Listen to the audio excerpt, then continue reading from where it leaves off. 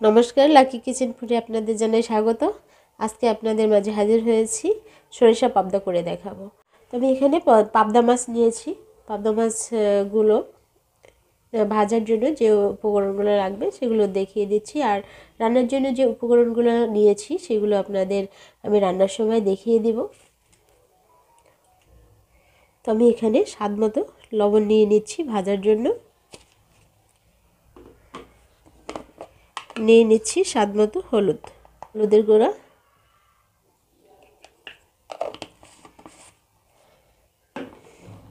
তো বন্ধুরা আমি এবার মাছটাকে ভালো করে মাখিয়ে নেব হলুদ এবং লবণ দিয়ে।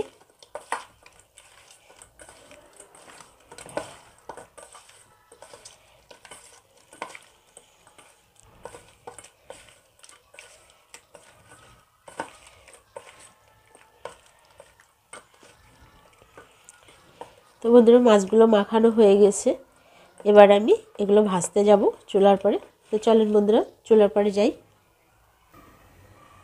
তো বন্ধুরা আমি চুলার উপর একটা ফ্রাই প্যান নিয়ে নিয়েছি।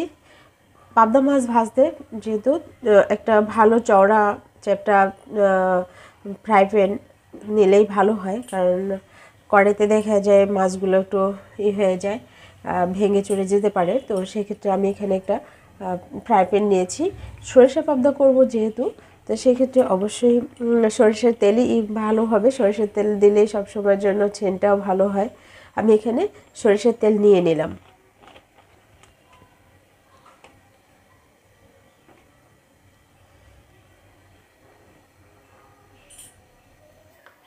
তো বন্ধুরা মাছ ভাজার জন্য তেলটা গরম হয়ে গেছে, আমি এক এক করে এবার মাছগুলো দিয়ে দিব।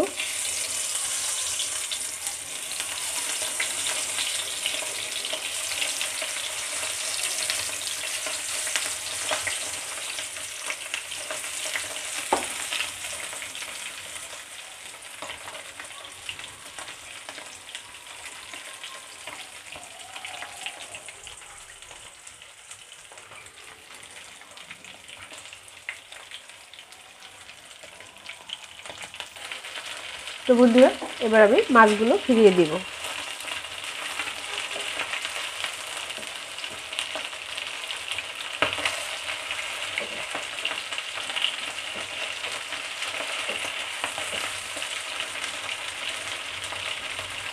বন্ধুরা পাবদা মাছ যেহেতু বেশি কড়া করে ভাজা যাবে না, কড়া করে ভাজলে আর মাছের স্বাদটা থাকে না, তো আমি হালকা ভেজে নেব। তো বন্ধুরা মাছটা আমার ভাজা হয়ে গেছে, এবার উঠিয়ে নিব।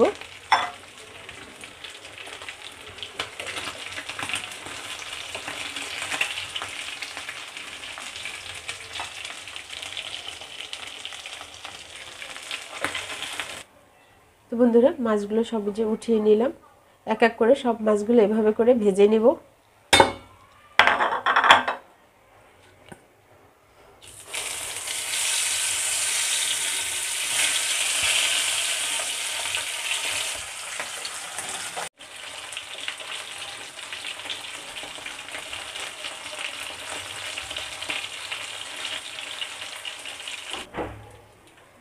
তো বন্ধুরা এই যে সব মাছগুলো ভেজে নিয়েছি। এই মাছ ভাজার তেলেই আমি এখন কালো জিরা ফোড়ন দিয়ে দেব।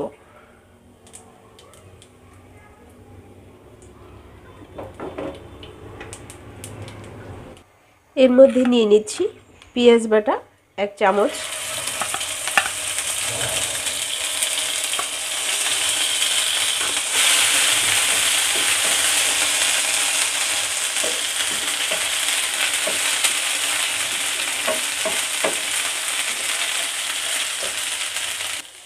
পেঁয়াজটা ভাজা ভাজা হয়ে গেছে, এর মধ্যে নিয়ে নিচ্ছি আমি কাঁচা মরিচ বাটা।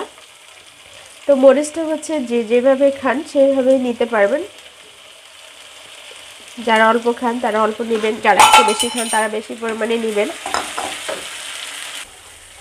তো বন্ধুরা মশলাটা ভালো করে মোটামুটি ভালো কষানো হয়ে গেছে, এর মধ্যে এখন দিয়ে দেব আদা বাটা। আদা বাটা হাফ চামচের মতো।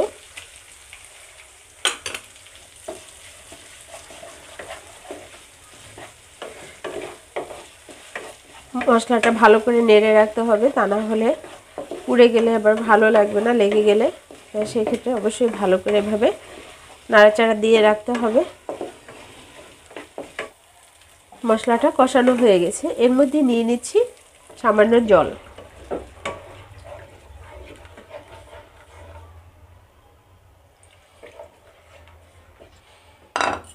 এর মধ্যে নিয়ে নিচ্ছি হলুদের গুঁড়া,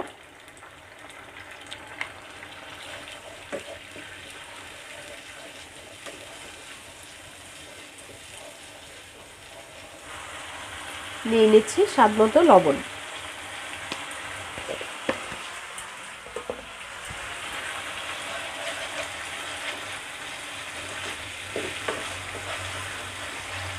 তো বন্ধুরা 2 মিনিটের মতো আমি মশলাটা কষিয়ে নিলাম। এখন আমি দিয়ে দিচ্ছি সরিষা বাটা। এটা আমি কালো সরিষা নিয়েছি, এখানে আপনারা চাইলে সাদা সরিষাটাও নিতে পারবেন।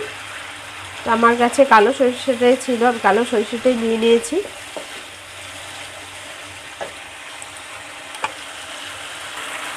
তো বন্ধুরা এর মধ্যে আবারও নিয়ে নিচ্ছি এবার জল। তো এবার জলটা একটু ফুটে উঠলেই আমি মাছগুলো দিয়ে দিব। তো বন্ধুরা ঝোলটা ফুটে উঠেছে, এবার আমি মাছগুলো দিয়ে দিব।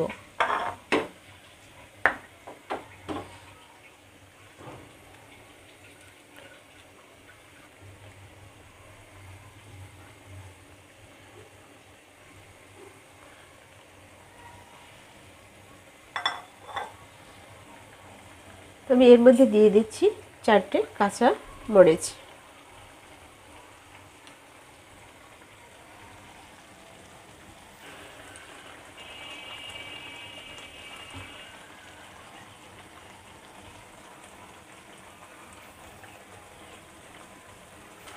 তো বন্ধুরা আমি এখন কিছুক্ষণের জন্য ঢেকে দেব।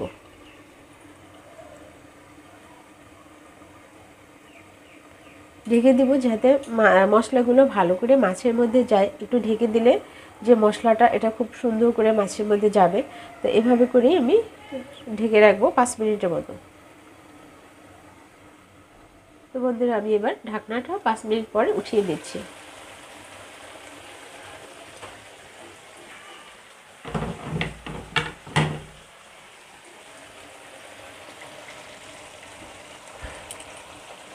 এর মধ্যে এখন আমি একটু কাঁচা সরিষার তেল দিয়ে দিব, কারণ সরিষার তেল কাঁচাটা দিলে সরিষার ঝাঁজটা একটু আলাদা থাকে।